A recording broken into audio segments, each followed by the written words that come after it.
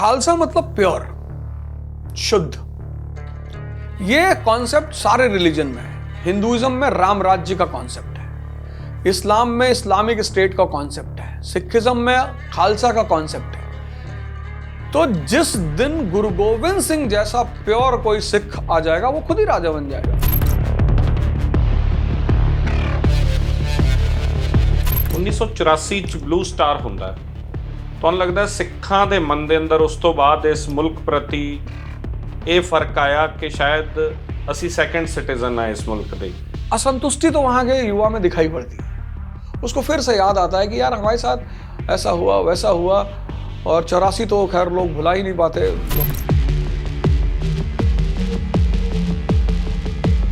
अगर गुरु तेग बहादुर जी अपने लोगों को बचाने के लिए अपनी कुर्बानी दे सकते हैं, तो संत जनरल सिंह भिंडरवाला, जिनको बहुत सारे लोग उधर बहुत मानते हैं, उनको भी बाहर आना ही चाहिए था।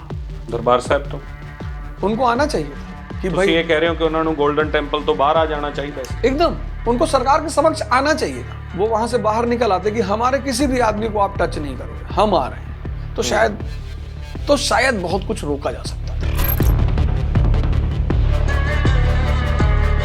आरएसएस सिखां नूं असिमिलेट करना चाहती है।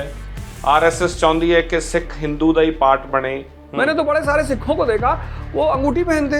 एक तरफ तो आपने पग बांध रखी है, आप सिखिज्म मान रहे हो, दूसरी तरफ आप अंगूठी पहन रहे हो, तो दोनों चीजों में विरोधाभास हो गया कि नहीं हो गया? कोई जरूरत नहीं सिखों को किसी धर्म में एडजस्ट करने की, वो अपने आप में एक आदर्श है पूरी दुनिया में।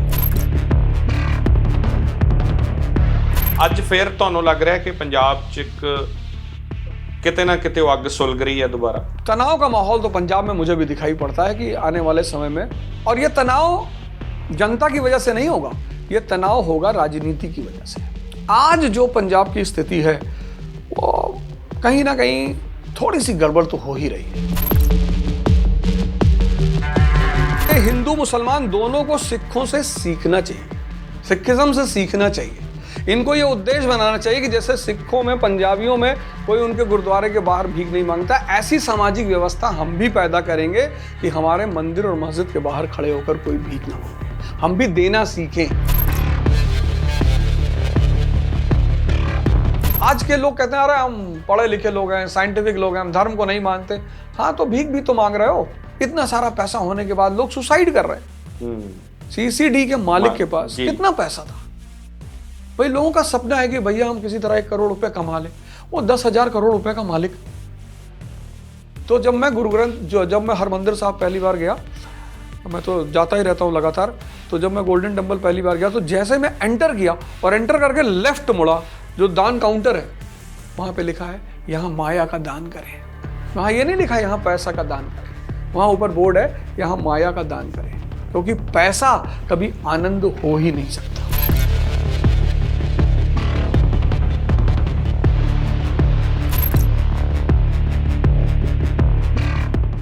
ਮੁੱਢ ਕਦੀਮ ਤੋਂ ਪੰਜਾਬ ਦੁਨੀਆ ਭਰ ਦਾ ਸੱਤਾ ਦਾ ਤੇ ਵਪਾਰ ਦਾ ਕੇਂਦਰ ਰਿਹਾ। ਜੋ ਕੋਈ ਭਾਰਤ ਆਇਆ, ਪੰਜਾਬ ਦੇ ਰਾਹੀਂ ਭਾਰਤ ਐਂਟਰ ਕਰਨਾ ਪੈਂਦਾ। ਜੀਓਪੋਲਿਟਿਕਸ ਪੰਜਾਬ ਤੇ ਨਿਰਭਰ ਕਰਦੀ ਹੈ। ਔਰ ਜਦੋਂ ਅਸੀਂ ਕਿਸਾਨ ਅੰਦੋਲਨ ਵੇਲੇ ਇਹ ਗੱਲ ਡਿਸਕਸ ਕਰਕੇ ਲੋਕਾਂ 'ਚ ਦੱਸਣ ਦੀ ਕੋਸ਼ਿਸ਼ ਕੀਤੀ ਕਿ ਪੰਜਾਬ ਦੇ ਖੇਤ, ਪੰਜਾਬ ਦੀ ਖੇਤੀ, ਪੰਜਾਬੀਆਂ ਦੀ ਹੋਂਦ ਕੱਲੀ ਪੰਜਾਬ ਤੱਕ ਸੀਮਤ ਨਹੀਂ ਹੈ, ਇਹਦਾ ਅਸਰ ਵੈਸਟ ਤੱਕ ਪੈਂਦਾ, ਪੂਰੀ ਦੁਨੀਆ ਤੇ ਵੀ ਪੈਂਦਾ।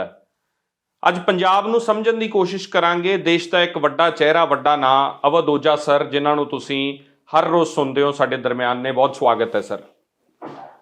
पंजाब अवध ओझा के लिए की है? पंजाब हिंदुस्तान की आत्मा है। जैसे अभी आपने शुरुआती लाइन बोली कि वो दरवाजा है हमारा, शुरू से, मतलब हमारा सारा व्यापार, जो उत्तरापथ जिसको हम कहते हैं, तक्षशिला जो यूनिवर्सिटी थी वो पाकिस्तानी पंजाब का ही हिस्सा थी जी। तो पंजाब हमारा दरवाजा है, आत्मा है भारत की। और खासकर खैबर पास जियोपॉलिटिकली बहुत इंपॉर्टेंट। तो जिसका भी पंजाब पर कब्जा रहा उसका सिल्क रूट पर कब्जा रहा। जिसका सिल्क रूट पे कब्जा रहा उसका सेंट्रल एशिया पे कब्जा रहा, जिसका सेंट्रल एशिया पे रहा उसका वेस्ट एशिया पे रहा। तो एक तो ट्रेड, दूसरी प्रॉस्पेरिटी, तीसरा वॉरियर, और चौथे हमारे गुरु लोग। जिन्होंने 15वीं शताब्दी के बाद भारत को एक नई दिशा दी। तो भारत तो, हिंदुस्तान तो पंजाब के बिना संभव ही नहीं है। ਸਿੱਖਾਂ ਦੀ ਹੋਂਦ ਹੁੰਦੀ ਹੈ ਗੁਰੂ ਨਾਨਕ ਤੋਂ, ਉਸ ਤੋਂ ਬਾਅਦ ਇਹ ਇਲਾਕਾ ਕਿਵੇਂ ਤਬਦੀਲ ਹੋਇਆ, ट्रांसफॉर्मेशन ਕਿਵੇਂ ਆਉਂਦੀ है? दरअसल महमूद गजनी से पहले जितने इन्वेडर आए वो सब भारत का हिस्सा बन गए, तो ज्यादा दिक्कत नहीं हुई। लेकिन महमूद गजनी के से जो लोग आना शुरू, महमूद गजनी खुद 1000 एडी से पहले शक, कुषाण वगैरह ये लोग आए, ये सब भारत का हिस्सा बन गए, भारत की संस्कृति का हिस्सा बन गए, तो कोई चुनौती नहीं हुई। महमूद गजनी से लूट मार की शुरुआत हुई। महमूद गजनी, फिर उसके बाद तुर्क आए, फिर मोहम्मद गौरी आया, और ऐसे करते करते करते 1398 तक पंजाब को सारा खामियाजा भुगतना पड़ा विदेशी आक्रमण का। अब 1398 की आप स्थिति इमेजिन करो कि इतने लोग मारे गए दिल्ली और पंजाब के रास्ते में। तैमूर आया दिल्ली तक, उसके बाद वो वापस मारते हुए वापस गया। तो एक कहावत है कि necessity is the mother of invention, जहां आवश्यकता होगी वहां चीजें पैदा होगी। तो 1398 तैमूर वो पीक है हिंसा का, आतंक का, लूट का, और तब उस पृष्ठभूमि में आते हैं हमारे गुरु नानक जी। और उन्होंने एक ओंकार सतनाम कि सब एक ईश्वर की संतान है, सब मिल के रहेंगे, नहीं तो सब ऐसे ही मारे जाएंगे। और उनसे एक प्रथा शुरू हुई लंगर की, क्योंकि खाना भाईचारे का प्रतीक है। जब आप एक साथ बैठ के खाते हैं तो आप भाई हैं। और वहीं से सिखिज्म की शुरुआत हुई और पंजाब के सशक्तिकरण की और भारत के रोशनी की शुरुआत हुई। गुरु नानक तो पहले दा भारत ते गुरु नानक तो बाद दा भारत कितनी वड्डी तब्दीली है, कितना वड्डा डिफरेंस देखिया तुसी? और बहुत बड़ा डिफरेंस। गुरु नानक के पहले तो आतंक, हिंसा, लूटमार कुछ है ही नहीं पंजाब में। उससे पहले, हाँ, उससे पहले प्राचीन काल में पंजाब है, मतलब जो एंशिएंट हिस्ट्री है पंजाब की वो भी बहुत स्ट्रांग है। तब वो मौर्यों के कब्जे में था पंजाब का पूरा हिस्सा, फिर वो कुषाणों के कब्जे में रहा। लेकिन गुप्तों के बाद से लेकर और गुरु नानक देव जी तक पंजाब की स्थिति बहुत खराब थी, बहुत अंधकार हम कह सकते हैं पूरी तरह से। और गुरु नानक देव जी के आने के बाद फिर एक रोशनी की शुरुआत हुई और आज पंजाब की समृद्धि तो पूरी दुनिया में फेमस है। सिखां दे कंट्रीब्यूशन नूं मुल्क लई किवें देखदे हो? औरंगजेब ने एक बार गुरु गोविंद सिंह जी से पूछा उसने कि आपके ये जो बंदे हैं ये बड़ी दाढ़ी और बड़ा बाल क्यों रखते हैं? तो उन्होंने कहा ये संत योद्धा है, सेंट वॉरियर जी। तो सिखिज्म का 2 कंट्रीब्यूशन है, जो ना तो भारत उससे ऊपर जा सकता है ना ये पूरी दुनिया जा सकती है। पहला कंट्रीब्यूशन ये है गुरु नानक देव जी से गुरु अर्जुन देव जी तक सामाजिक सांस्कृतिक सुधार, सब भाई है, एक मनुष्य की, एक ईश्वर की हम सब संतानें हैं। ये पहला फेज है कि सब एक है, बाहर निकलो ये जाति पाति। अगर आज हम सिखिज्म को पूरी तरह मान लें तो 10 साल में भारत सुपर पावर। अगर भारत सरकार जो सिखिज्म की देन है, जो उसके सिद्धांत हैं, अगर उसको पूरी तरह वो फॉलो कर ले, और सब फॉलो कर सकते हैं, उसमें कुछ है ही नहीं। आदि ग्रंथ में आधे दोहे हैं बाबा फरीद के और आधे दोहे हैं कबीरदास जी के जी। तो वो कोई ये नहीं कह सकता कि ये हिंदुओं की है या मुसलमानों की, वो मानवता की है। गुरु अर्जुन देव जी के बाद जब उनकी शहादत हुई और उसके बाद से एक अकाल तख्त का गठन हुआ और अधर्म के खिलाफ लड़ाई शुरू हुई। जो बार बार लोग कहते हैं ना मुसलमानों के खिलाफ, कोई मुसलमानों के खिलाफ लड़ाई नहीं शुरू हुई, अधर्म के खिलाफ। कि अगर राज्य अगर ज्यादती करेगा, राज्य अगर बदमाशी करेगा तो हम लड़ेंगे। और उसका जो पीक पहुंचा वो गुरु गोविंद सिंह साहब तक पहुंचा। एक मैं थोड़ी गल टोक रहा, अक्सर चर्चा हुंदी कि इस्लाम नाल लड़ाई है, मुगलों नाल लड़ाई है। इस गल दा डिफरेंस ते जो तुसी कह रहे हो कि धर्म दी लड़ाई सी, थोड़ा इनू एक्सप्लेन करो गल। ये मानवता की लड़ाई है। जब राजा फेल करेगा तो संत तलवार उठाएगा। ये इस दुनिया का, इस समाज का नियम है, कोई एक घटना नहीं है। भगवान कृष्ण ने तलवार उठाई जी।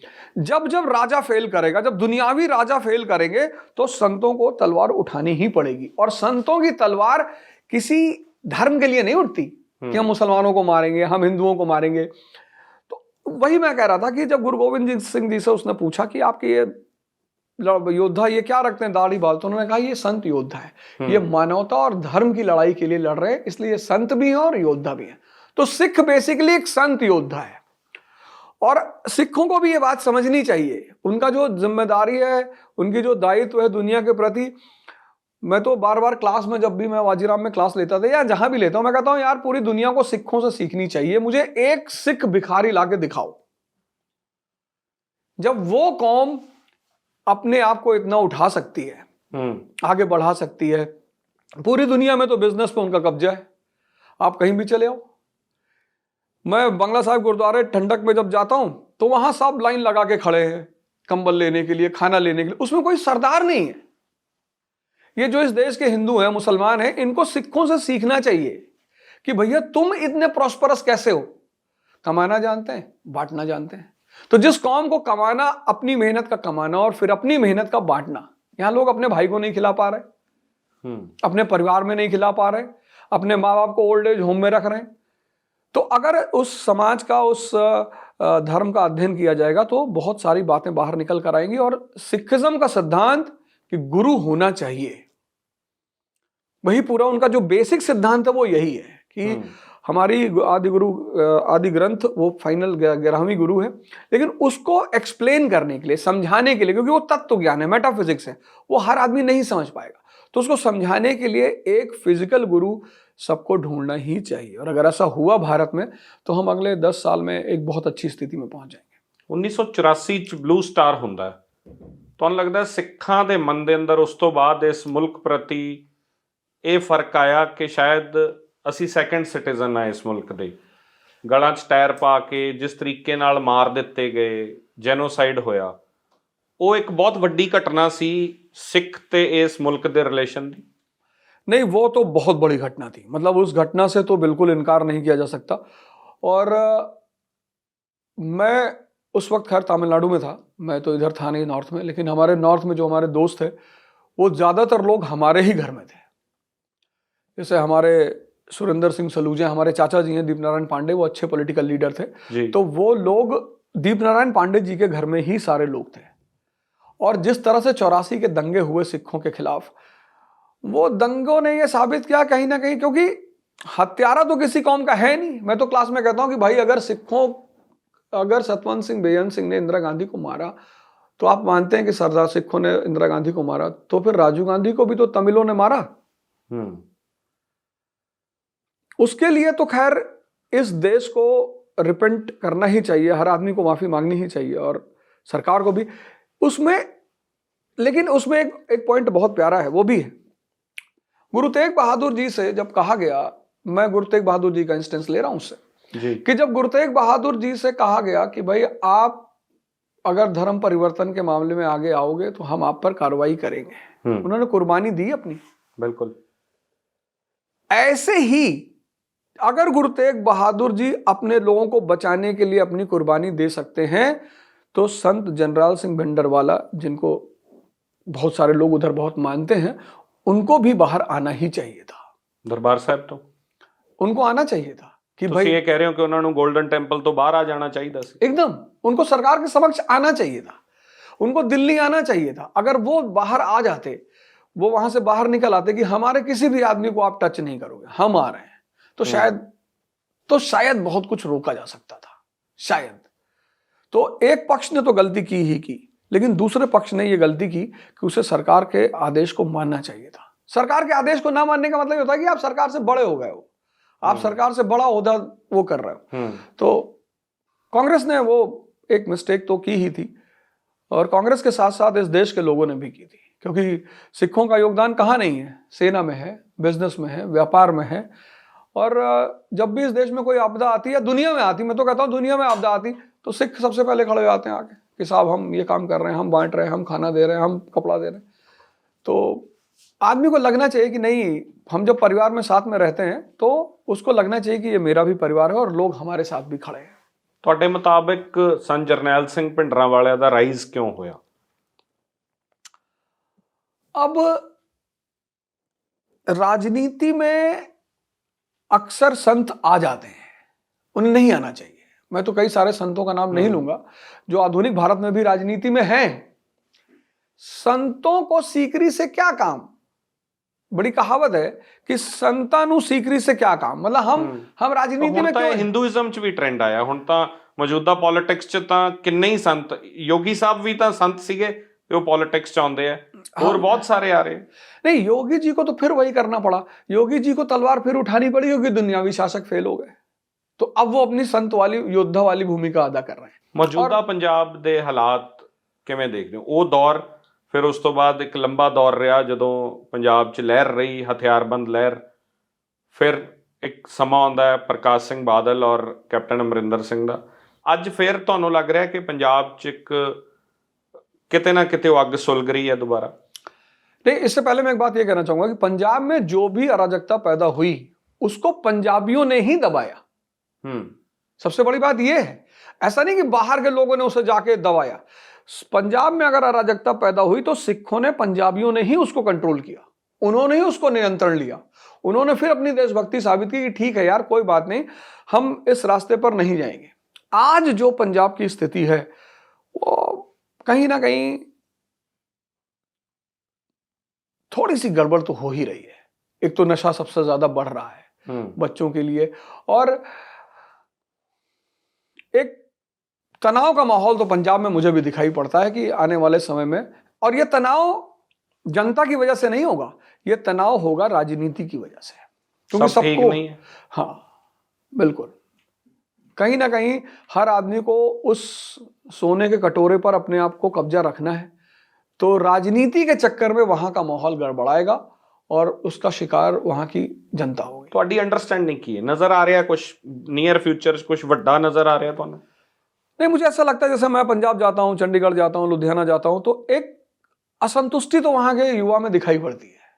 उसको फिर से याद आता है कि यार हमारे साथ ऐसा हुआ वैसा हुआ, और 84 तो खैर लोग भुला ही नहीं पाते, बहुत सारे लोग हैं जो 84 को भुला ही नहीं पाते, क्योंकि उसमें से बहुत सारे भुक्तभोगी भी रहे होंगे उस दंगे के, उनके रिश्तेदार बाहर भुक्तभोगी रहे होंगे। तो कहीं ना कहीं पंजाब का एक अच्छा जनमानस उस अपने आप को उससे जोड़ता है कि साहब हमारे साथ गलत हुआ था। लेकिन अभी जो परिस्थितियां हैं वो मुझे एक ही चीज दिखाई पड़ रही है कि राजनीति के चक्कर में हर आदमी उस पर अपना कब्जा रखने के चक्कर में उस पुरानी बातों को फिर से उठाएगा, और उस परिस्थिति में पंजाब की स्थिति खराब हो सकती है। ਇਹਦਾ ਅਸਰ ਭਾਰਤ ਤੇ ਕੀ ਪੈਂਦਾ ਹੈ ਜੇ ਪੰਜਾਬ ਦੇ ਹਾਲਾਤ ਵਿਗੜਦੇ ਹੈ ਜਾਂ ਪੰਜਾਬ 'ਚ ਤਬਦੀਲੀ ਆਉਂਦੀ ਹੈ ਜਾਂ ਪੋਲੀਟੀਕਲੀ ਕੁਝ ਵੱਡਾ ਹੁੰਦਾ ਹੈ ਤਾਂ ਬਾਕੀ ਮੁਲਕ ਤੇ ਅਸਰ ਪੈਂਦਾ ਉਹਦਾ? नहीं, निश्चित तौर पर पड़ेगा। पंजाब तो मैंने कहा ना, आत्मा है भारत की, अगर पंजाब पे कुछ होगा तो भारत पर तो असर पड़ेगा ही पड़ेगा, चाहे वो हम राजनीति के रूप से देखें, आर्थिक रूप से देखें, हम जियोपॉलिटिक्स के रूप में देखें। पंजाब में अगर हलचल होगी तो पूरे भारत पर उसका असर पड़ेगा, उससे तो बचा ही नहीं जा सकता है। लेकिन अभी समय है, अगर सरकारें अभी भी जागृत हो जाएं और थोड़ा सा अटेंटिव होकर उधर काम करें तो चीज़ों को बहुत हद तक संभाला जा सकता है। ਤੁਹਾਡੇ ਮੁਤਾਬਕ बीजेपी ਦਾ सिखां प्रति की नजरिया? बीजेपी तो मुझे लगता है कि चूंकि कल्चरल रूप से पार्टी अपने आप को भारत की संस्कृति से जोड़ती है, तो वो सांस्कृतिक रूप से सरदारों को वही सम्मान देती है, सिखों को, पंजाबियों को, जो सम्मान वो डिजर्व करते हैं। मतलब मैं तो प्रधानमंत्री जी को देखता हूं कि मतलब जो प्रधानमंत्री जी हैं या हमारे ही स्टेट के योगी जी हैं, तो ऐसा कोई फंक्शन नहीं होता सिखों का, सरदारों का, पंजाबियों का, जिसमें वो खुद पार्टिसिपेट ना करते हो। और पूरी बीजेपी पार्टी, पूरा नेतृत्व उनका ये स्वीकार करता है कि भाई, मेरे ख्याल से 25 दिसंबर को उन्होंने डिक्लेयर भी कर दिया, 25 दिसंबर से लेके जो 28 दिसंबर शहादत थे गुरु ਉਹਦੇ ਚ ਵੀ ਕਨਫਲਿਕਟ ਹੋਇਆ। ਸਿੱਖ ਐਕਸੈਪਟ ਨਹੀਂ ਕਰ ਰਹੇ ਇਹਨਾਂ ਚੀਜ਼ਾਂ ਨੂੰ। ਉਹਨਾਂ ਨੇ ਕਿਹਾ ਕਿ ਉਹ ਵੀਰ ਬਾਲ ਦਿਵਸ ਨਹੀਂ ਹੈ, ਉਹ ਬਾਲ ਨਹੀਂ ਹੈ, ਉਹ ਬਾਬੇ ਨੇ ਸਾਡੇ। ਤਾਂ ਮੈਂ ਸਵਾਲ ਅਗਲਾ ਮੇਰਾ ਹੀ ਕਰਨ ਲੱਗਿਆ ਸੀ ਤੁਹਾਨੂੰ ਕਿ बीजेपी जो भी कर रही है, सिखा च एक्सेप्टेबिलिटी क्यों नहीं आ रही ਉਹਦੇ ਲਈ? राजनीतिक पार्टियां जब कोई काम करती हैं तो जनता के मन में हमेशा ये बात पैदा होती कि राजनीति कर रहे हैं। राजनीतिक दलों का एक सबसे बड़ा पहलू ये है, कोई काम अगर राजनीतिक दल करेगा, राजनेता करेगा, तो अगला आदमी यही सोचेगा कि ये हमें बहलाने की कोशिश कर रहे हैं, या हमें जीतने की कोशिश कर रहे हैं, या हमें अपने साथ मिलाने की कोशिश कर रहे हैं। लेकिन वो सब तो खैर राजनीति का हिस्सा है ही है। पर मैंने ये देखा है कि बीजेपी के अंदर सिखों को लेकर और सिखिज्म को लेकर बहुत सम्मान है, बहुत ज्यादा सम्मान है। ਇਹ ਵਧੂਗਾ ਅੱਗੇ ਜਾ ਕੇ? ਤੁਹਾਨੂੰ ਲੱਗਦਾ ਇਹਦਾ ਅਸਰ ਪਊਗਾ? ਬੀਜੇਪੀ ਪੰਜਾਬ 'ਚ ਕੱਲ ਨੂੰ ਸਟਰੋਂਗ ਹੋ ਸਕਦੀ ਹੈ? बीजेपी को उसके लिए थोड़ा सा ज्यादा मेहनत करना पड़ेगा, क्योंकि ग्राउंड लेवल पर अभी उनकी उतनी अच्छी पकड़ नहीं है। ਇੱਕ ਜਰਨਲ ਪਰਸੈਪਸ਼ਨ ਹੈ ਜਦੋਂ ਵੀ ਸਿੱਖ ਇਸ਼ੂਜ਼ ਦੀ ਗੱਲ ਹੁੰਦੀ ਹੈ ਕਿ ਆਰਐਸਐਸ ਸਿੱਖਾਂ ਨੂੰ ਅਸਿਮੀਲੇਟ ਕਰਨਾ ਚਾਹੁੰਦੀ ਹੈ। ਆਰਐਸਐਸ ਚਾਹੁੰਦੀ ਹੈ ਕਿ ਸਿੱਖ ਹਿੰਦੂ ਦਾ ਹੀ ਪਾਰਟ ਬਣੇ। ਧਾਰਾ 25 ਨੂੰ ਲੈ ਕੇ ਵੱਡਾ ਮਸਲਾ ਹੈ ਸਿੱਖਾਂ ਦੇ ਵਿੱਚ ਕਿ ਅਸੀਂ ਕੇਸਾਧਾਰੀ ਹਿੰਦੂ ਨਹੀਂ ਆ, ਅਸੀਂ ਵੱਖਰੀ ਕੌਮ ਆ। ਇਸ ਗੱਲ ਦੇ ਉੱਤੇ ਬਹੁਤ ਵੱਡਾ ਕਨਫਲਿਕਟ ਬਹੁਤ ਸਾਲਾਂ ਤੋਂ ਚੱਲਦਾ ਆ ਰਿਹਾ। ਆਰਐਸਐਸ ਦਾ ਨਜ਼ਰੀਆ ਸਿੱਖਾਂ ਪ੍ਰਤੀ ਤੁਹਾਡੇ ਮੁਤਾਬਕ ਕੀ ਹੈ? इसका जवाब बड़ा प्यारा सा है कि बाबा नानक सूफी फकीर ऐसे कुछ करके लाइन है, मुसलमानों का पीर, हिंदू का संत, मुसलमानों का पीर। कोई जरूरत नहीं सिखों को किसी धर्म में एडजस्ट करने की, वो अपने आप में एक आदर्श है पूरी दुनिया में। जैसे बहुत सारे लोग करते हैं ना, हम इनको एडजस्ट कर ले, हम इनको एडजस्ट कर ले। मैं कहता हूं जरूरत ही क्या है? अगर एडजस्ट ही करना होता, वो एक धारा के वजह से पैदा हुए। जब 15वीं शताब्दी में जिस वक्त सिखिज्म पैदा हुआ, अराजकता पैदा हुई, अनार्की पैदा हुई, कुछ भी नहीं है भारत में, कोई राजनीतिक सत्ता नहीं है भारत में। जिस वक्त गुरु नानक देव जी साहब आते हैं उस वक्त भारत में कोई राजनीतिक सत्ता नहीं है, और सिखिज्म पैदा हुआ एक बड़े नोबल सिद्धांतों पर। गुरुद्वारा साहिब बना, हरमंदिर साहिब बना। वो जो हिंदुइज्म और मुसलमानों की जो कुरीतियां थी उनको साइड करके एक नई धारा का जन्म हुआ। तो जब वो कुरीतियों के खिलाफ एक नई धारा का जन्म हुआ तो वो धारा और मजबूत की जानी चाहिए। क्या जरूरत है कि उसे इधर एसिमिलेट कर लें, उसे उधर एसिमिलेट कर ले, ये हमारे रिश्तेदार ये उनके रिश्तेदार, इसकी कोई जरूरत नहीं है। सिखिज्म को जिस धारा के साथ वो पैदा हुआ, जिन चीजों के साथ वो पैदा हुआ, और ये बात सिखों को भी माननी चाहिए।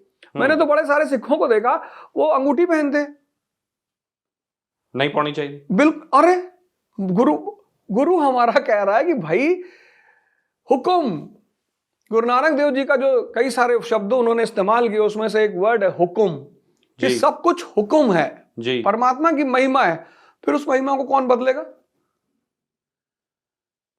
जब वो कह रहे हैं कि भाई एक तरफ तो आपने पग बांध रखी है, आप सिखिज्म मान रहे हो, दूसरी तरफ आप अंगूठी पहन रहे हो, तो दोनों चीजों में विरोधाभास हो गया कि नहीं हो गया? तो ਤੁਸੀਂ ਕਹਿ ਰਹੇ ਹੋ ਜੇ ਹਿੰਦੂ ਜਿਸ ਚੀਜ਼ 'ਚ ਮੰਨਦਾ ਹੈ ਉਹ ਮੰਨੇ, ਉਹ ਪੱਕਾ ਰਵੇ, ਸਿੱਖ ਦੀ ਆਈਡੀਓਲੋਜੀ 'ਚ ਸਿੱਖ ਪੱਕਾ ਰਵੇ, और दोनों नाल पैरेलल चलन, और दोनों को, ये हिंदू मुसलमान दोनों को सिखों से सीखना चाहिए, सिखिज्म से सीखना चाहिए। इनको ये उद्देश्य बनाना चाहिए कि जैसे सिखों में, पंजाबियों में कोई उनके गुरुद्वारे के बाहर भीख नहीं मांगता, ऐसी सामाजिक व्यवस्था हम भी पैदा करेंगे कि हमारे मंदिर और मस्जिद के बाहर खड़े होकर कोई भीख ना मांगे, हम भी देना सीखें। ये सीखना चाहिए। ਤੁਸੀਂ ਸ਼ੁਰੂ 'ਚ ਸ਼ਬਦ ਵਰਤਿਆ ਸੀ ਕਿ ਪੰਜਾਬ ਪ੍ਰੋਸਪੈਰਿਟੀ ਦਾ ਨਾਂ ਹੈ। ਜਿੰਨੇ ਇਨਵੇਡਰਸ ਆਏ ਉਹ ਪ੍ਰੋਸਪੈਰਿਟੀ ਲਈ ਆਉਂਦੇ ਸੀ, ਲੁੱਟਣ ਆਉਂਦੇ ਸੀ ਪੰਜਾਬ ਨੂੰ। ਹੁਣ ਪੰਜਾਬ ਦੀ ਆਰਥਿਕਤਾ ਇੰਨੀ ਕਮਜ਼ੋਰ ਕਿਉਂ ਹੋ ਗਈ? ਪੰਜਾਬ ਦਾ ਕਿਸਾਨ ਸੁਸਾਈਡ ਕਰਨ ਲੱਗ ਗਿਆ, ਪੰਜਾਬ ਦੀ ਖੇਤੀ ਪ੍ਰੋਫਿਟੇਬਲ ਨਹੀਂ ਰਹੀ। ਇੱਥੋਂ ਪੰਜਾਬ ਨੂੰ ਬਾਹਰ ਕਿਵੇਂ ਕੱਢਿਆ ਜਾ ਸਕਦਾ? एग्रीकल्चर जो है वो दो चीजों पे डिपेंड करती है। पहली चीज डिपेंड करती है सरकार के रोल पे, क्योंकि वो परमानेंट एम्प्लॉयमेंट नहीं देती जी। वो सिर्फ साल के 4 महीने एम्प्लॉयमेंट देती है और साल के 4 महीने इनकम भी देती है जी।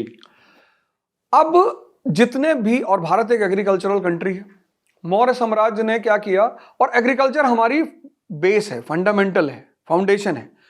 तो मौर्य साम्राज्य जो ताकतवर बना उसकी सबसे बड़ी वजह यह थी कि उसने एग्रीकल्चर और एग्रीकल्चरिस्ट को बहुत प्रमोट किया।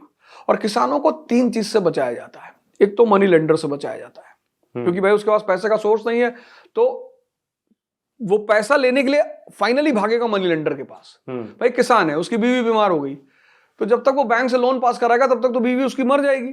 तो हर किसान का जो चीपेस्ट ऑप्शन होता है वो होता है मनी लेंडर। आड़ती बोलते हैं हम जिसको। हाँ, मनी लेंडर है, मनी लेंडर ही आमतौर पर आड़ती भी होता है, ग्रेन डीलर। अब किसान की फसल तैयार हुई, उसको मनी लेंडर को पैसा चुकाना है, उसको ब्याज देना है, वो ग्रेन डीलर सामने खड़ा कि भाई तू हमको दे दे। तो दूसरा ग्रेन डीलर हो गया, जमींदार तो अब तो खैर रहे नहीं, और तीसरा सरकार खुद जी। तो सरकार अगर ये 3 दुश्मनों से किसानों को बचा ले जाए, सिक्योरिटी दे फाइनेंस की, सिक्योरिटी दे लॉसेस की, और प्रमोशन की, तो फिर किसानों की स्थिति फिर से मजबूत होगी।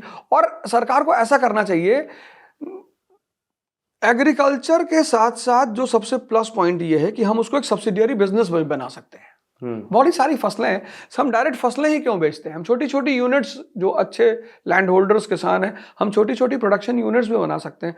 हम सीधे किसान को किसान के साथ व्यापारी भी बना सकते हैं कि वो ही अपना माल पैदा करेगा, वही अनाज पैदा करेगा, वही वहां पे वो दलिया बना देगा और फिर दलिया बाहर जाएगी। गेहूं तो सस्ता बिकेगा लेकिन दलिया महंगी बिकेगी जी, वैल्यू एडिशन हो जाएगा। मक्का तो सस्ता बिकेगा लेकिन कॉर्नफ्लेक्स महंगा बिकेगा। वही मक्का आपको 5 रुपए केजी मिल जाएगा और कॉर्नफ्लेक्स 100 ग्राम 80 रुपए का मिलेगा। तो जिस दिन ये फिर से, जो एंशिएंट इंडिया में ये सबसे बड़ा फैक्टर था किसान को मजबूत करने का, कि हम इसे प्राइमरी प्रोड्यूसर के साथ साथ सेकेंडरी भी बना देंगे। तो सेकेंडरी प्रोड्यूसर होने के साथ ये क्या करेगा, इसके पास सोर्स ऑफ इनकम बन जाएगी। पर की ये कर्जा यूपी बिहार ਦੇ ਕਿਸਾਨ ਤੇ ਵੀ ਹੈ, ਜਿਵੇਂ ਪੰਜਾਬ ਦਾ ਕਿਸਾਨ ਕਰਜ਼ਾਈ ਹੈ, ये यूपी बिहार ਦਾ ਕਿਸਾਨ ਦੇ ਵੀ ਉਹੀ ਹਾਲ ਨੇ। यूपी, बिहार, बंगाल, उड़ीसा, महाराष्ट्र, किसानों की हालत तो खराब है। Pan India. हाँ, पैन इंडिया। अगर हम केरला को छोड़ दें, केरला में थोड़ी सी वहां पे दूसरा स्ट्रक्चर है, तो पैन इंडिया किसानों की हालत खराब है। उसकी वजह सिर्फ यह है कि तमाम सारी नीतियां होने के बावजूद, पॉलिसीज बहुत बनाई गवर्नमेंट ने, किसान क्रेडिट कार्ड दिया, गवर्नमेंट की पॉलिसियों में कोई कमी नहीं है, इम्प्लीमेंटेशन उसके पास है, सारी बीमारी की दवा है, वो दवा कायदे से किसानों तक पहुंच नहीं पा रही, इंप्लीमेंट नहीं हो पा रहा है। वो इंप्लीमेंटेशन लेवल अगर इंप्रूव कर लिया जाए तो फिर तो, जैसे इन्होंने कहा ग्राम सड़क योजना, हम गांव को मंडियों से जोड़ेंगे, ठीक है, बढ़िया करो, आप जोड़ो। इन्होंने किसान को क्रेडिट कार्ड दे दिया, बहुत सारी सरकारें आती है, किसान लोन माफ कर देती है। ईजी लोन फायदे दी चीज है, बहुत सौखा हो गया लोन, जाओ आधार कार्ड दिओ लोन ले लो। ਇਹਦੇ ਨਾਲ ਇਕਨੋਮੀ ਬੈਟਰ ਹੋਈ ਹੈ, ਆਮ ਬੰਦੇ ਤੇ ਇਹਦਾ ਕੀ ਅਸਰ ਹੋਇਆ? इजी लोन जरूरत के लिए होता है, लेकिन जो जरूरतमंद किसान है उसको तो पता ही नहीं कि उस प्रक्रिया क्या है, उसकी प्रोसेस क्या है, उसे लेना कैसे है। तो इस इजी लोन का जो फैक्टर है, कार्ड का जो फैक्टर है, उसमें भी मैंने देखा कि छोटे किसानों को बड़ा नुकसान हुआ और जो बड़े किसान थे उन्होंने पैसा लेकर अपना काम किया और फिर धीरे से पैसा जमा करा दिया। तो एक फैक्टर हमारे साथ और भी है कि हमारे किसानों की जो लिटरेसी रेट है वो बड़ी कमजोर है। किसी भी पॉलिसी के सफल होने में सबसे बड़ी, कई सारे फैक्टर्स होते हैं, उसमें अवेयरनेस होती है, अवेकनिंग होती है, उनकी किसान की खुद की जागरूकता होती है। तो पॉलिसियां तो बहुत है, इंप्लीमेंटेशन लेवल इनको सुधारना पड़ेगा। तो लगता है कि सरकार प्रो कॉर्पोरेट होगी, सरकार कॉर्पोरेट एनपीए ਹੁੰਦਾ ਹੈ, ਉਹਦਾ ਲੋਨਸ ਮਾਫ ਕਰਦੀ ਹੈ ਕਰੋੜਾਂ ਰੁਪਏ ਦੇ। ਕਿਸਾਨ ਜਿਹੜਾ ਉਹ ਪੰਜਾਬ 'ਚ ਤਕਰੀਬਨ 1,70,000 ਕਰੋੜ ਦਾ ਕਿਸਾਨ ਦੇ ਸਿਰ ਤੇ ਕਰਜ਼ਾ ਹੈ, ਉਹ ਫਿਰ ਵੀ ਚੁਕਾ ਰਿਹਾ। ਉਹ ਗਵਰਨਮੈਂਟਸ ਜਿਹੜੀਆਂ ਗਲੋਬਲੀ कॉर्पोरेट दे वल है। राजनीति में एक कहावत है पर्दे के पीछे कि जिसके पैसे से चुनाव लड़ेंगे उसके पैसे को माफ करेंगे।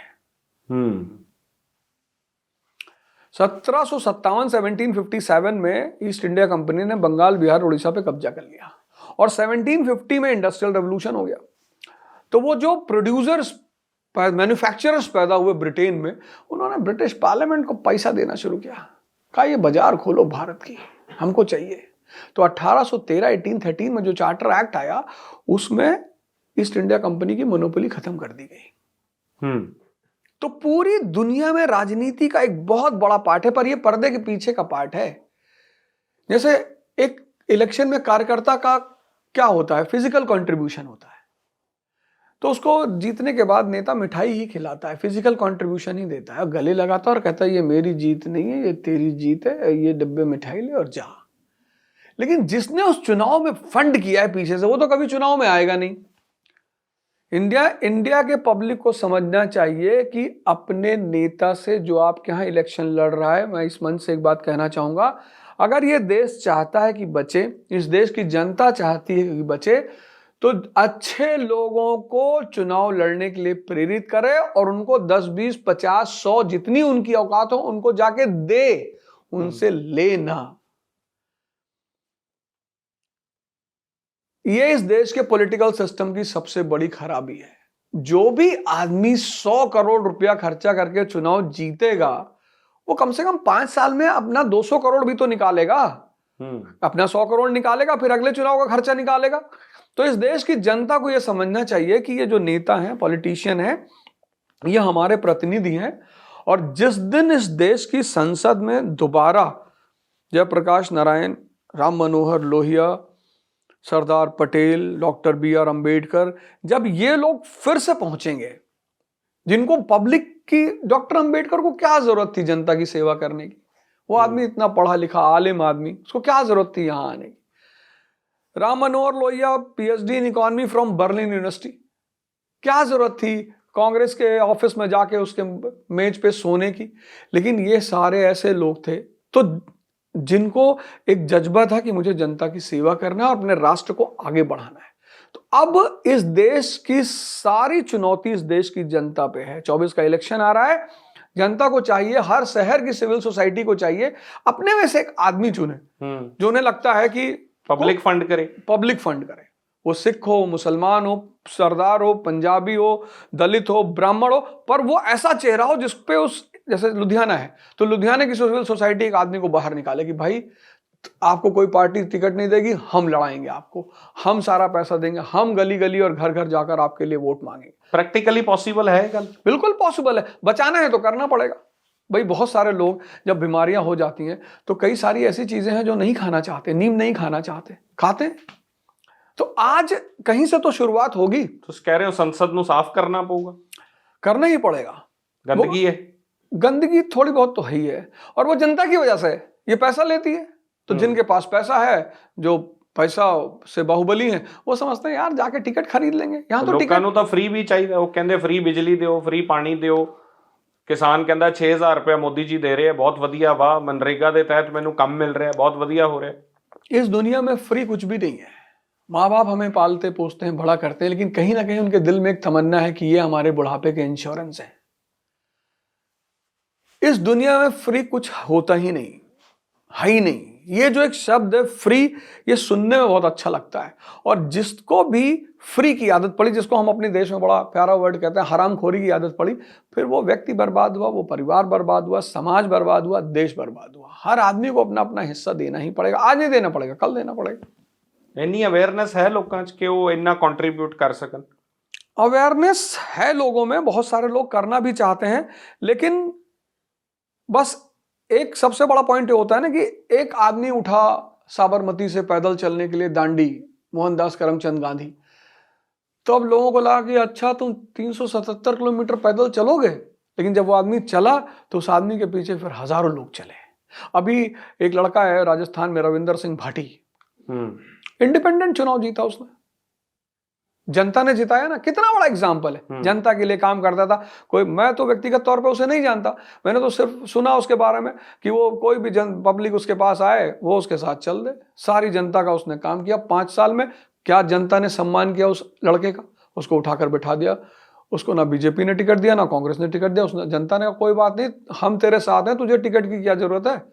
आज की डेट में वो राजस्थान की विधानसभा में बैठा हुआ है। तो अगर एक रविंदर सिंह भाटी को जनता गले लगा सकती है, तो बहुत सारे रविंदर सिंह भाटी को जनता गले फर्क की पैंदा? जेपी अंदोलन होया, लोग उठे, जनता पार्टी की सरकार बनी, डिग पी। मंडल कमिशन वेले पूरा देश उठिया, अन्ना हजारे बैठ गए, फिर लोग नौकरियां छड्ड के, मेरे वर्गे लोग नौकरी छड्ड के उत्थे बैठे सी। उत्थे ही है सब कुछ? नहीं, ऐसा नहीं है कि वहीं पे है सब कुछ। बहुत कुछ बदला भी है, बहुत सारी चीजें बदली हैं। पॉलिटिकली बदलिया तो लग नहीं, जब भी कोई चीज विकसित होती है, मतलब जमीन से आसमान की तरफ जाती है, ये हमारे ही साथ नहीं हुआ। 1789 में फ्रांस में क्रांति हुई और फ्रांस को एस्टैब्लिश होने में 100 साल लग गए। चीजें बनती रही, बिगड़ती रही, बनती रही। तो जब हम एक दूर की नजर से देखते हैं तो हमें लगता है अबे यार कुछ बन ही नहीं रहा है। ऐसा नहीं होता। 1787 में अमेरिका पैदा हुआ, हमारी तरह 13 कॉलोनियां पैदा हुई, 13 स्लम एरिया पैदा हुए। 1860 में सिविल वॉर हो गया, ऐसा लगा कि अमेरिका खत्म। तो जब भी कोई व्यक्ति जमीन से आसमान की तरफ बढ़ता है तो चुनौतियां बहुत आती हैं। तो कभी कभी हमें घबराहट होती है कि हम फाइनली कब सुधरेंगे।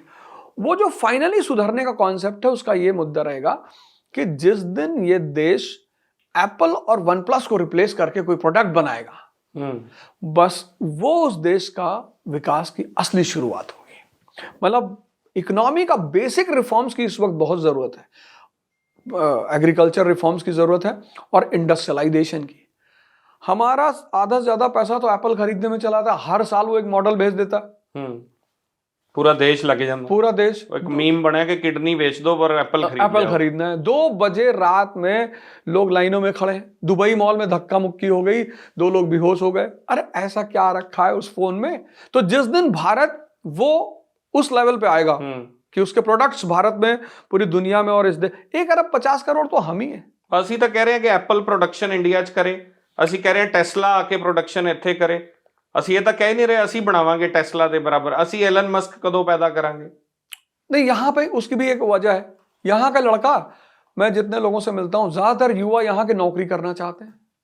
जिस देश में उद्यम हो सकता है, बिजनेस, भाई हम किसी बिजनेस के लिए 2-3 चीजों की जरूरत होती है। एक रॉ मटेरियल की जरूरत होती है, एक मार्केट की जरूरत होती है। तो 2 तो हमारे पास ऑलरेडी मौजूद है। अब अगर सरकार एक काम कर दे कि बिजनेस लोन्स को थोड़ा सस्ता कर दे, अब आप 12% बिजनेस लोन लोगे तो बहुत सारे बंदे जो बिजनेस लोन लेते हैं वो तो किस्त जमा करने में बर्बाद हो जाते हैं। सरकार को कुछ ऐसा करना चाहिए। खैर वो उस पर भी काम करती है, कुछ ना कुछ MSME वगैरह जैसा काम करती है। तो अगर हमारा देश का युवा थोड़ा सा हम उसको स्किल्ड करें बिजनेस की तरफ। पंजाब में मैंने देखा, और पंजाब के साथ साथ मैंने मारवाड़ियों को देखा। मैंने मारवाड़ी भी नहीं देखा किसी को भीख मांगते हुए। उनके भी बच्चे हैं, पूरी दुनिया में बिजनेस में उन्होंने कब्जा कर रखा है। तो जिस देश के पास इतनी बड़ी मार्केट पड़ी हुई है और रॉ मटेरियल पड़ा हुआ है, अपॉर्चुनिटीज पड़ी हुई हैं, ठीक है नौकरी के लिए ट्राई कर लिया 1-2 साल, नहीं किया तो अपना स्किल किया, कुछ उद्यम के बारे में सोचें, बिजनेस के बारे में सोचें, तो वो बहुत अच्छा रहेगा। ਤੁਸੀਂ ਸੈਂਕੜੇ IAS IPS ਪੈਦਾ ਕਰਤੇ ਦੇਸ਼ ਦੇ ਵਿੱਚ, ਉਹਨਾਂ ਦਾ ਥਾਟ ਕੀ ਹੁੰਦਾ? ਨੌਕਰੀ ਔਰ ਫਿਰ ਸਰਕਾਰੀ ਨੌਕਰੀ? ਤੁਸੀਂ ਕੱਲੀ ਨੌਕਰੀ ਦੀ ਗੱਲ ਕੀਤੀ, प्लस सरकारी नौकरी भी मैं ऐड कर दें ਇਹਦੇ 'ਚ। मेरा एक स्टूडेंट है, मुझसे पढ़ा, रोमन सैनी। वो 16 या 17 साल में शायद डॉक्टर हो गया, 18 साल में, और 22 साल या 23 साल में उसकी 18वीं रैंक थी IAS में। फिर उसने IAS भी छोड़ दिया। फिर उसने एक संस्था खड़ी की 30,000 करोड़ की, अनअकैडमी। अच्छा, मतलब मेडिकल का प्रोफेशन छोड़ा, मेडिकल का प्रोफेशन छोड़ने के बाद उसने IAS छोड़ा, 18th रैंक। फिर उसने अनअकैडमी जैसी एक इतनी बड़ी संस्था क्रिएट की भारत में। कितना बड़ा एग्जाम्पल है। ऐसे बड़े सारे एग्जाम्पल्स हैं। तमिलनाडु में एक साहब हैं, अन्नामलाई, IPS, कर्नाटक कैडर, 5 साल 10 साल नौकरी की, आज की डेट में बीजेपी के एक बहुत एस्टैब्लिश लीडर है। तो ऐसा नहीं है कि IAS क्या है, IAS मिडिल क्लास लोगों के लिए एक बहुत बड़ा सोशल एक्सेप्टेंस का प्लेटफॉर्म है। जैसे हम मिडिल क्लास के हैं, हमें कोई नहीं जानता, हमारी कोई गारंटी नहीं है, लेकिन अगर मैं IAS हो गया तो 2 चीजें मुझे तुरंत मिल गई, एक सोशल एक्सेप्टेंस और एक गारंटी कि भैया ये तो IAS है। भैया OP चौधरी जी अभी छत्तीसगढ़ में मंत्री हुए IAS की तरफ से, IAS थे वो। ये हमारे जो रेलवे मिनिस्टर हैं अश्विनी वैष्णव जी, IAS ऑफिसर। तो IAS के जो वो है, क्या कहते हैं, दौड़ है, उसकी एक ललक है लड़कों में। उसके पीछे एक बहुत बड़ी इच्छा ये है कि भैया हमारी एक सोशल एक्सेप्टेबिलिटी बन जाए और इस देश में गारंटी बन जाए, उसके बाद हम अपने अगले उद्देश्य को आगे बढ़ाएंगे। बिहार, UP, राजस्थान ये ज्यादा IAS IPS क्यों पैदा करता है? पंजाब ते हरियाणा पीछे क्यों है? नहीं, पंजाब और हरियाणा की समृद्धि उसके लिए बाधा है। कभी कभी क्या होता है, प्रॉस्पेरिटी ऑब्स्टेकल का काम करती है। तपस्या करने के लिए अपने आप को जलाना पड़ेगा। और पंजाब और हरियाणा में जो पॉपुलेशन है उसने कष्ट देखा ही नहीं, दर्द देखा ही नहीं। तो 25 साल में जब कोई दर्द देखता है, जब उसके पास ऑप्शन है उस दर्द को ना लेने का, तो वो निकल जाता है। आता तो बहुत, ऐसा नहीं हरियाणा पंजाब का लड़का नहीं है, और हरियाणा पंजाब से सिलेक्शन अब तो हो ही रहे हैं, ऐसा नहीं कि नहीं हो रहा है। लेकिन बहुसंख्यक जो लोग हैं, जो अच्छे घर से हैं, प्रॉस्परस घर से लोग हैं, तो जब वो एंटर करते हैं और देखते हैं कि अरे ये तो एक लंबा स्ट्रगल है, बस वहां से वो बाहर हो जाते हैं। यूपी, बिहार, राजस्थान के पास निकलने का ऑप्शन नहीं है, कहां जाएंगे? मेरे साथ, मैं चंडीगढ़ में था, कई सारे लड़के थे, बोले सर IAS नहीं बनेंगे, कनाडा चले जाएंगे। तो जब किसी के पास ऑप्शन है, एक लड़का मुझे पंजाब में मिला जो अभी भी मेरे साथ है, जसकीरत सिंह, जलंधर से, उसका भी कनाडा में अच्छा खासा बिजनेस है। तो अभी उसके 2 अटेम्प्ट आईएएस के बचे हुए, तो मैंने कहा यार जसकीरत यार 3 अटेम्प्ट तुमने 4 दे दिए, अब क्या फायदा, अब तुम कनाडा का बिजनेस ही संभालो। कहा नहीं सर, कनाडा नहीं जाएंगे, आईएएस नहीं बनेंगे, अपनी बिजनेस यहाँ शुरू करेंगे। अभी मेरे 2 अटेम्प्ट बचे हैं, मैं उसे दूंगा, तैयारी करूंगा। लेकिन मैं, और उस लड़के को मैंने स्ट्रगल करते हुए देखा, लड़ाई लड़ते हुए देखा।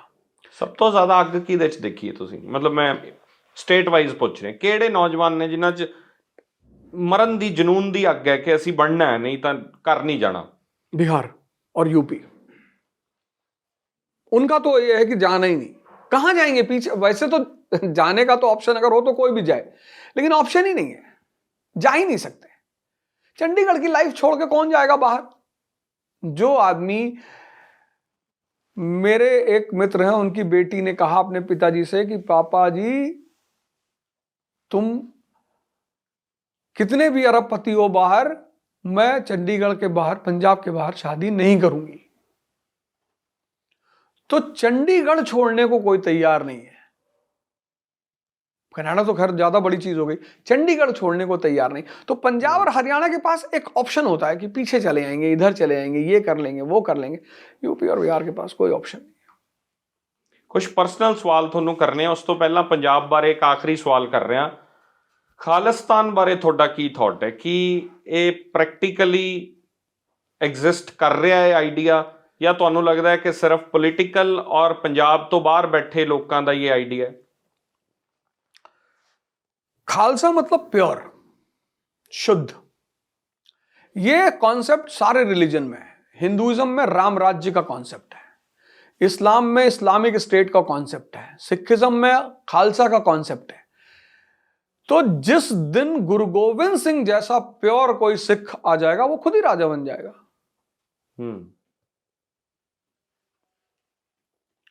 जिस दिन श्री राम जैसा कोई आदमी आ जाएगा तो राम राज्य स्थापित होना ही होना है। राम राज्य और खालिस्तान का मतलब यह है कि समाज का एक बहुत बड़ा हिस्सा ध्यानी है, धार्मिक है, भाईचारा युक्त है। सिर्फ ऐसा नहीं, बनाया तो था पाकिस्तान मुसलमानों का मुल्क, खत्म हो गया, कुछ बचा ही नहीं।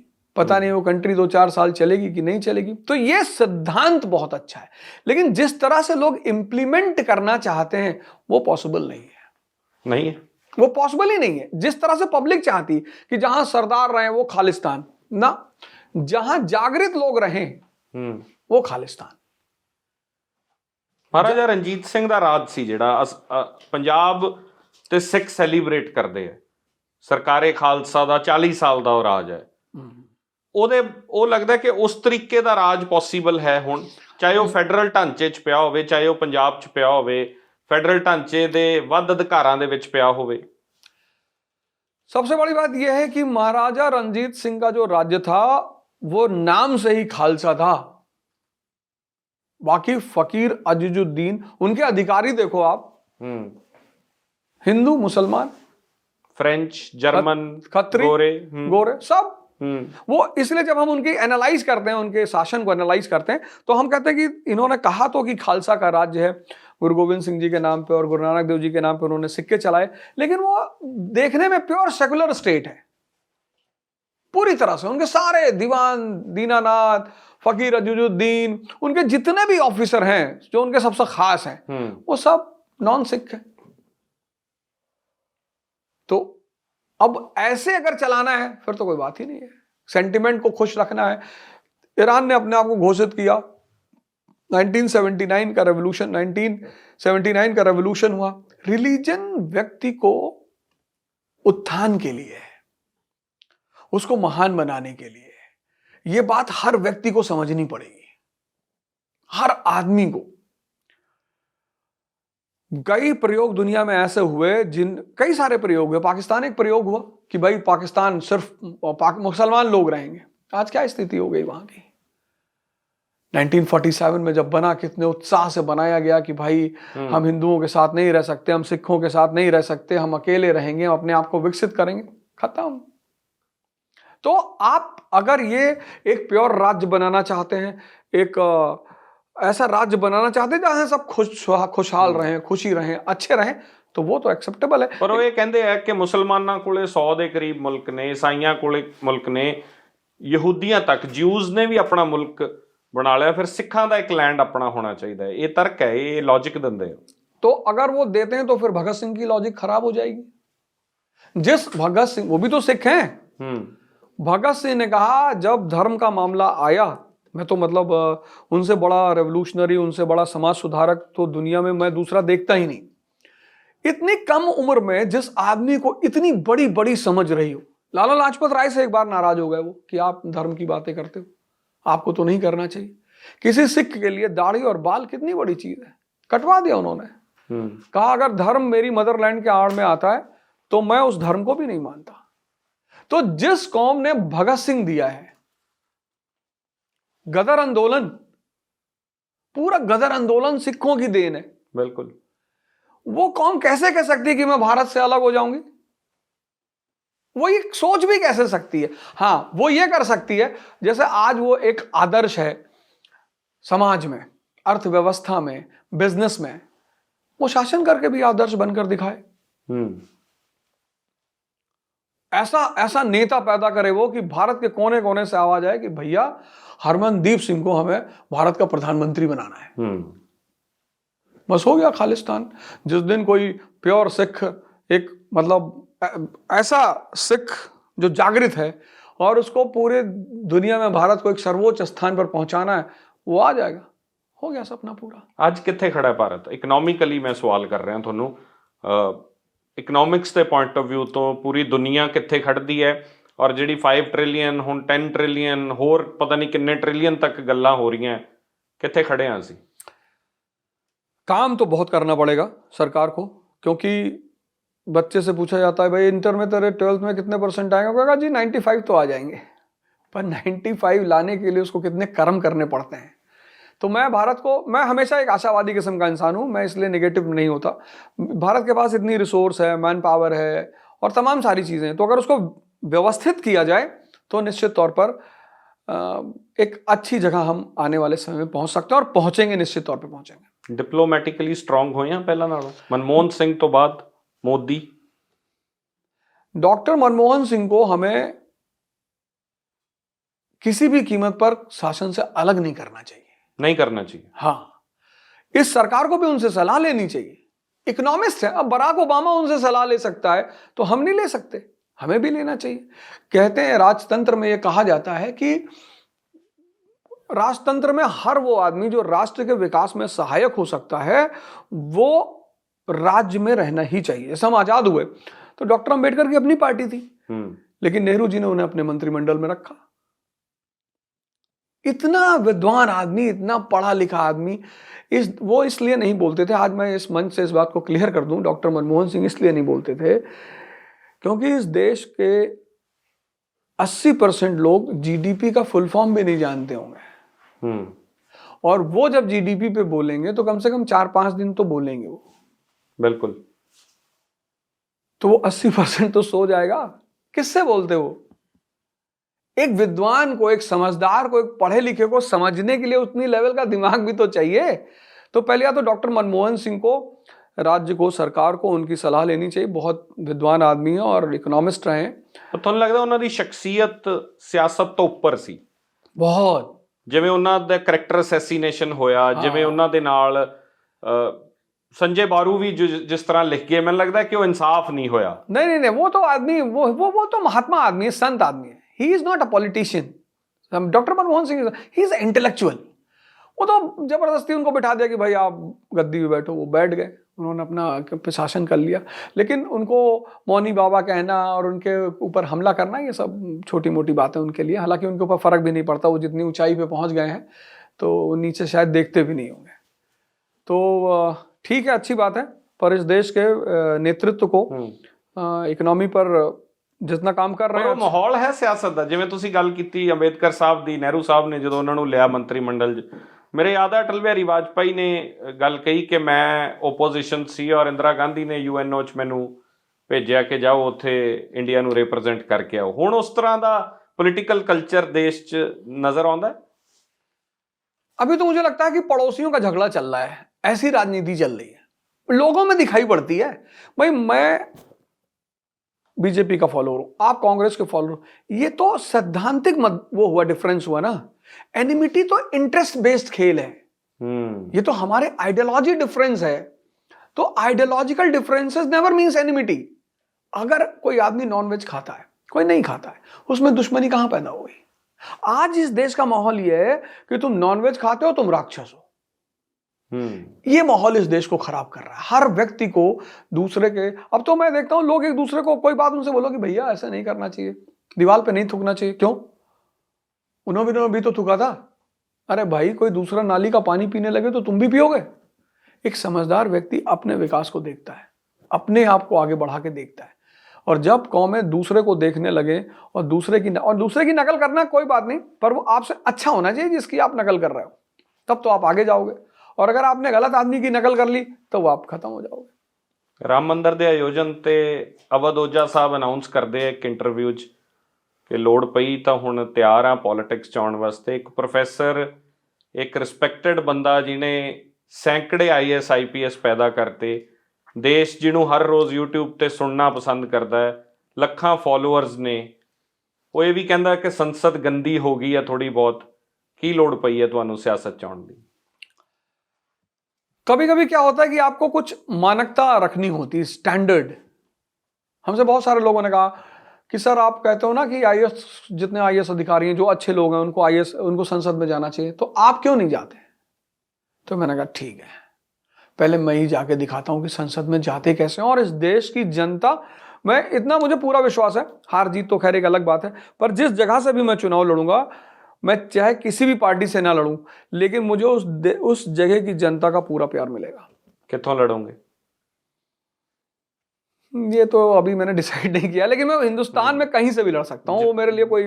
ਅਸੀਂ ਇਹ ਨੋਟਿਸ ਕਰੀਏ ਕਿ ਜਿਹੜੀ ਕਨਸਟੀਟੂਐਂਸੀ 'ਚ ਤੁਹਾਡੇ ਜ਼ਿਆਦਾ ਚੱਕਰ ਲੱਗਦੇ ਆ, ਹੁਣ ਜਿੱਥੇ ਜ਼ਿਆਦਾ ਰਹਿੰਦੇ ਹੋ ਉੱਥੋਂ लड़ोगे? नहीं, ऐसा तो नहीं है। हालांकि लोग कयास लगाते हैं कि आप अयोध्या से लड़ेंगे, कोई कह रहा है इलाहाबाद से लड़ेंगे, कोई कह रहा है गोंडा से लड़ेंगे, पर अभी सुनिश्चित नहीं है। लेकिन अगले 15-20 दिन में मैं उसको फाइनल कर लूंगा। योगी साहब नाल बहुत प्यार है ਤੁਹਾਡਾ, ਇਹ ਸਾਨੂੰ ਸੁਣਨ ਚ आया? बहुत ज्यादा, बहुत। हालांकि मेरी उनसे कोई मुलाकात नहीं, मेरी उनसे कोई बात नहीं, कोई मुलाकात नहीं, कुछ भी नहीं। लेकिन मैं उन्हें बहुत इज्जत करता हूँ। उसकी कई सारी वजह हैं। पहली वजह यह है कि 25 करोड़ के प्रदेश को उन्होंने जिस तरह से संभाल रखा है, उनके अलावा कोई संभाल भी नहीं सकता, संभव ही नहीं है। भले ही बाबा को ਤੁਹਾਡੀ डिस्कशन तो होगी होनी है, उन्होंने दसता होना है कि इत्थों तैयारी करो, पहुंचो, आ टीम्स लग गई हैं पीछे, ओझा साहब आओ। हाँ, इसी वजह से लोग ये कहते हैं, क्योंकि मैं उनकी बड़ी तारीफ करता हूँ। और उनको क्या जरूरत थी राजनीति? जैसे लोग कहते हैं, भाई किसी इंटरव्यू में उनसे किसी ने कहा आप संत हो, आप क्यों राजनीति करते हो? तो मैं ये कह रहा हूं कि अगर ये असली राजनेता सफल हो जाते, प्रदेश सही चलता, देश सही चलता, तो इन संतों को बाहर आने की कोई जरूरत ही नहीं थी। ये बाहर आए ही इसीलिए। मैं गुरु गोविंद सिंह जी को क्या जरूरत थी शस्त्र उठाने की? कोई जरूरत नहीं थी। संत आदमी, उन्हें क्या जरूरत थी? लेकिन जब उन्होंने देखा कि दुनियावी शासक नहीं संभाल पा रहे हैं अपने आप को, तो फिर उन्हें उठाना पड़ गया। तो योगी जी और economy, water conservation, forest conservation, क्या क्या प्रोग्राम चला रहे हैं। तो वो आज भी स्पिरिचुअल ने, हाँ बिल्कुल, उनका तो वो तो मठ के वो हैं, तो वो तो उनका मेन रास्ता है। मुझे लगता है जिस दिन उनको अपना कोई योग्य उत्तराधिकारी मिल जाएगा, तो वापस अपने चले जाएंगे, ध्यान दुनिया में चले जाएंगे। पर ਅਸੀਂ ਤਾਂ ਇਹ सोच रहे हैं एक स्टेप फर्दर जान दी प्लानिंग है कि वो तो जनता कयास लगाती है, जनता का काम ही है। पत्रकार भी लांदे, ਅਸੀਂ ਵੀ ਇਹੀ ਸੋਚਦੇ ਹਾਂ ਕਿ who's next, तो नेक्स्ट ਤਾਂ ਹੀ नजर आ रहा। ਤੁਹਾਨੂੰ ਕੀ लगता है? नहीं, मुझे लगता है, और जिस आदमी ने इतने बड़े प्रदेश को इतना अच्छे तरीके से बांध के रखा है, तो अगर देश पे आ जाएंगे तो बहुत अच्छा करेंगे। पढ़े लिखे इंसान है, मैंने सुना है शायद MSc उन्होंने मैथमेटिक्स से कर रखा है, और विजनरी आदमी है। तो मैंने कहा कि जो उनके प्रोग्राम्स हैं, मैं पिछले 3-4 साल से उनके प्रोग्राम्स पर ही अध्ययन कर रहा था। यूपी में समिट कराया, इतना इकोनॉमिक समिट कराया, फिर इंफ्रास्ट्रक्चर की बात उन्होंने छेड़ी, वाटर कंजर्वेशन की बात छेड़ी, और फॉरेस्ट कंजर्वेशन की बात छेड़ी। तो जिस हिसाब से वो काम कर रहे हैं, उससे मुझे लग रहा है कि नहीं, उनका कहीं ना कहीं एक बिगर गोल है, और उसको वो अचीव करने का। ਤੁਸੀਂ ਸਲਾਹ ਦਿੰਦੇ ਹੋ? ਤੁਹਾਡੇ ਤੋਂ ਪੁੱਛ ਲੈਂਦੇ ਆ कि प्रोफेसर साहब की करिए की ना करिए? नहीं, मैं एक तो उनसे मैं इसलिए दूर रहता हूँ, उसकी 2 वजह है। एक तो वो संत हैं, और दूसरे राजा हैं। अब संत के रूप में नाराज हो जाएं तो श्राप दे दें, और राजा के रूप में नाराज हो जाए तो देश निकाला जाए। तो मैंने कहा भैया जिस आदमी के पास 2-2 शक्ति उसके पास जाना ही नहीं। मैं 3 दिन रहा गोरखपुर आश्रम में, मुझसे आश्रम में रहा, मुझसे वहां के बाबा लोगों ने, महान संत लोगों ने कहा कि आपको मिला देते हैं। मैंने कहा मुझे नहीं। गोरखपुर बारे की ख्याल है थोड़ा? अच्छा शहर है, बढ़िया शहर है, मेरा ही शहर है, मेरे पूर्वज वहां रहते थे। तो लोग प्यार करते हो? बहुत बहुत बहुत बहुत बहुत बहुत।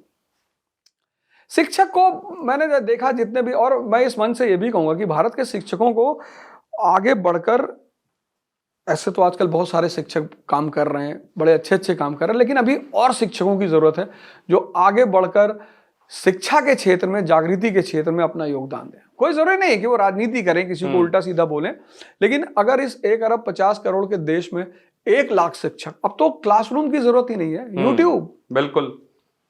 अगर 1 लाख शिक्षक इस देश के यूट्यूब के माध्यम से जागृति का काम करें कि भैया वोट कैसे देना है, राजनीति क्या होती है, डेमोक्रेसी क्या होती है, 10 मिनट का एक लेक्चर बना दें, तो मुझे लगेगा कि लोग सुनेंगे, निश्चित तौर पर सुनेंगे। इतने ऐसे ऐसे लोगों को, सबको तो लोग सुन ही रहे।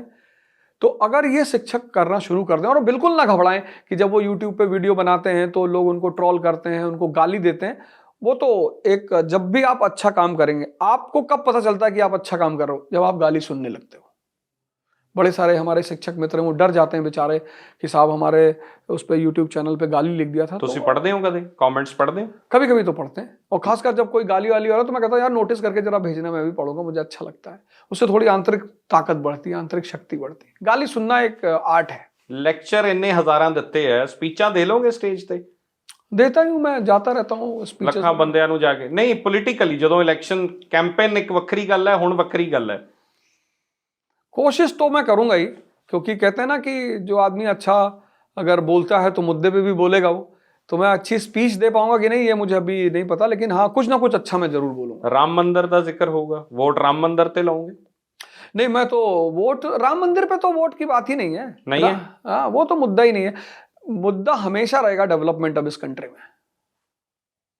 राम मंदिर तो एक बहुत बड़ी, मैं तो एनडीटीवी वो जो मेरा प्रोग्राम था मैंने उसमें बोला कि बहुत अच्छा डेवलपमेंट हुआ, और मैंने आदरणीय प्रधानमंत्री जी को कहा कि अब आप एक काम करो कि ये जो प्रभु राम, श्री राम से प्रभु राम बनने का कॉन्सेप्ट है, आदि ग्रंथ में कितनी बार प्रभु राम का मेंशन है। राम मतलब कॉन्शियस, वो इस देश के महानायक हैं। तो जो भी त्याग और तपस्या करेगा वो महान बनेगा। ये उस मंदिर की घोषणा, इसलिए मैंने उस दिन अयोध्या में भी कहा था कि सब आओ। ऐसा क्या है कि सिर्फ हिंदू आएंगे? सबको महान नहीं बनना, सबको बनना है। और वाजिद के राम है, मीरा के राम है, रज्जब के राम है, रहीम के राम है, सबके राम है। तो जब राम सबके हैं तो सब आओ, उसमें किसी एक पार्टी को जाने की जरूरत ही नहीं। तो मुद्दा तो डेवलपमेंट रहेगा। जनता खुश है कि भाई एक भारत के जो आदर्श हैं, भारत के जो महानायक हैं, भगवान जिनको बहुत सारे लोग मानते हैं, उनका मंदिर बना, ये एक बहुत बड़ी उपलब्धि थी। आखिरी 2 सवाल है। स्वामी करमवीर जी का ਤੁਹਾਡੀ ਜ਼ਿੰਦਗੀ 'ਚ ਕੀ ਸਥਾਨ है? और बहुत बड़ा स्थान है। और स्वामी करमवीर जी एक ऐसे संत हैं जिनको मैं कहूं कि 3 चीज संत के जीवन में बड़ी अहम होती है। एक तो सेवा अहम होती है। अभी हमारे साथ गए थे एक प्रोग्राम में, जमीन का वो था, पूजा पाठ था, लेकिन वो पूजा में भी इसी बात पे थे कि मुझे जाके औषधालय में बैठना है। अपने इस रूटीन को वो कभी तोड़ते ही नहीं। कितने लोग यहाँ पर काजी में आते हैं जो न फीस देने की स्थिति में है, न दवा का पैसा लेने की स्थिति में है, लेकिन पिछले 30 सालों से उन्होंने अपना ये कर्म नहीं तोड़ा है। और योग, ध्यान, आयुर्वेद, पहले पीएचडी हैं वो योगा के इस क्षेत्र में।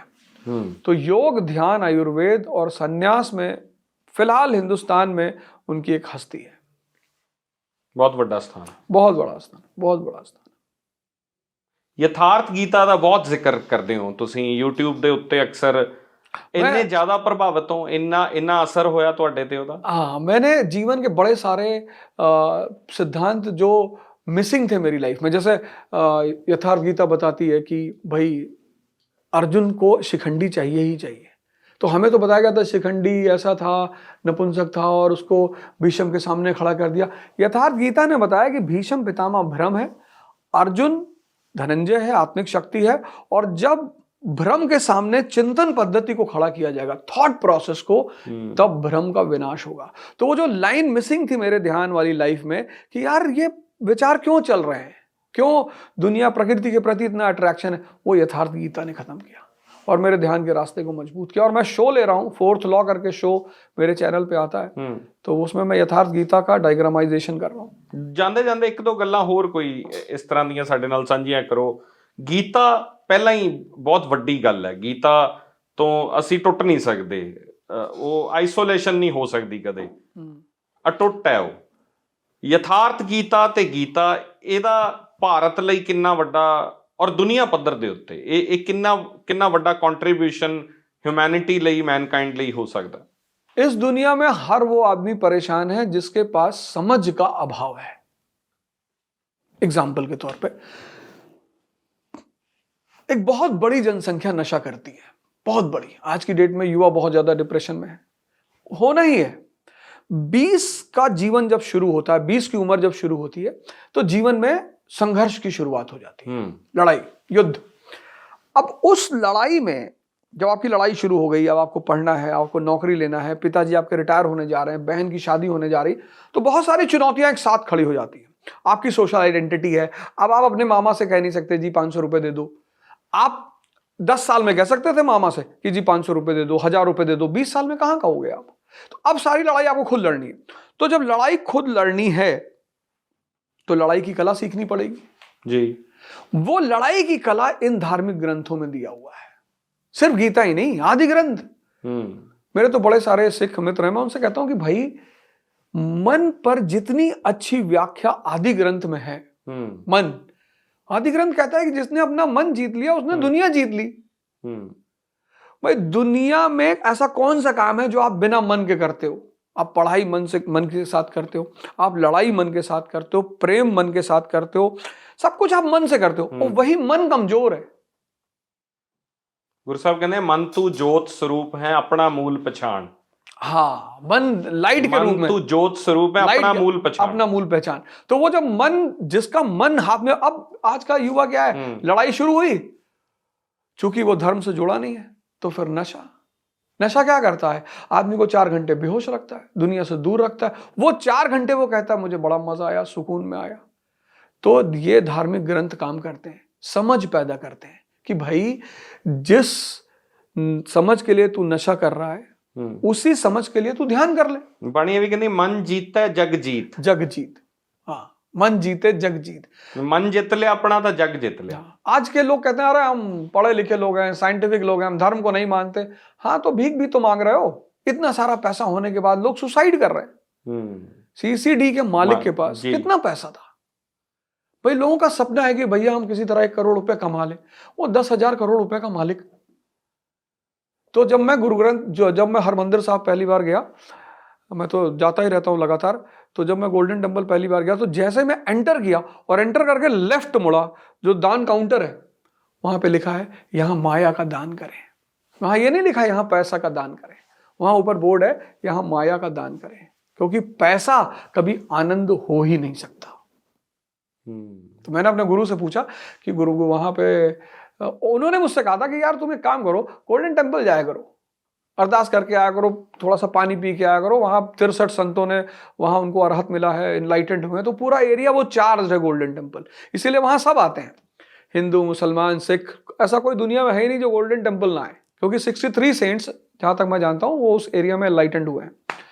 तो उन्होंने कहा तुम वहां जाया करो यार। तो मैं गया, तो माया का सबसे बड़ा खेल यही है कि सब कुछ सामने रखवा देगी, खाना, स्त्री, पुरुष, गाड़ी, पर आदमी अंदर से दुखी रहेगा। तो जब तक वो मन की ज्योति नहीं जलेगी और वो स्वरूप से नहीं जुड़ेगा, तब तक आनंद आना नहीं। पर ये मनुख दे मनुख होने दा क्राइसिस है, इंसान दे इंसान होने दा क्राइसिस है। नहीं, ऐसा नहीं है, ऐसा नहीं। मनुष्य बिल्कुल नहीं। भगवान ने ऐसा नहीं बनाया कि मनुष्य को दुख देने के लिए बनाया है, मनुष्य को उसने साधना करने के लिए बनाया है। अब वहां पे गलती वो ये कर जाता है कि वो सोचता है कि मैं साधना करूंगा, मैं सन्यासी हो जाऊंगा, फिर मेरी शादी नहीं होगी, मैं तो जोगी हो जाऊंगा। अरे भाई तू जोगी होके राजा बन जा,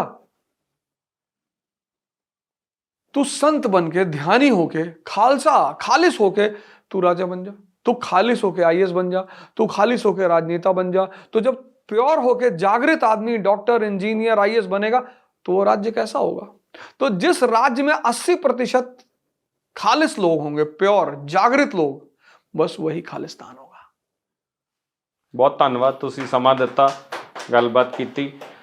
ਅਵਧੂਜਾ ਸਾਹਿਬ ਦੇ ਨਾਲ ਬਹੁਤ ਖੁੱਲ੍ਹ ਕੇ ਗੱਲਾਂ ਵਿਚਾਰਾਂ ਹੋਈਆਂ। ਕੋਸ਼ਿਸ਼ ਕਰਾਂਗੇ ਕਿ ਅੱਗੇ ਵੀ ਜੇ ਸਮਾਂ ਦਿਆ ਕਰਨਗੇ ਤਾਂ ਇਹਨਾਂ ਦੇ ਨਾਲ ਹੋਰ ਬਹੁਤ ਸਾਰੇ ਇਸ਼ੂਜ਼ ਨੇ। ਅੱਜ ਗੱਲ ਪੰਜਾਬ ਦੀ ਕੀਤੀ ਸੀ, ਇਤਿਹਾਸ ਤੇ ਦੇਸ਼ ਬਾਰੇ ਔਰ ਜੀਓਪੋਲੀਟੀਕਲ ਜਿਹੜੀਆਂ ਟਰਮਸ ਅਸੀਂ ਜ਼ਿਕਰ ਕਰ ਰਹੇ ਸੀ, ਜਿਹਦਾ ਪੰਜਾਬ ਦੇ ਵਿੱਚ ਹੋਈ ਘਟਨਾ ਦਾ ਅਸਰ ਕਿਵੇਂ ਮਿਡਲ ਈਸਟ ਤੋਂ ਲੈ ਕੇ ਵੈਸਟ ਤੱਕ ਪੈਂਦਾ ਹੈ। ਅੱਜ ਕੁਝ ਗੱਲਾਂ ਅਸੀਂ ਕੀਤੀਆਂ, ਫਿਰ ਅੱਗੇ ਕੋਸ਼ਿਸ਼ ਕਰਾਂਗੇ ਜੇ ਹਰਮਨ ਹੁਣੇ ਦੁਬਾਰਾ ਮੀਟਿੰਗ ਕਰਾਉਣਗੇ ਤਾਂ ਇੱਕ ਇੰਟਰਵਿਊ ਫਿਰ ਸਰ ਦੇ ਨਾਲ। ਬਹੁਤ ਧੰਨਵਾਦ।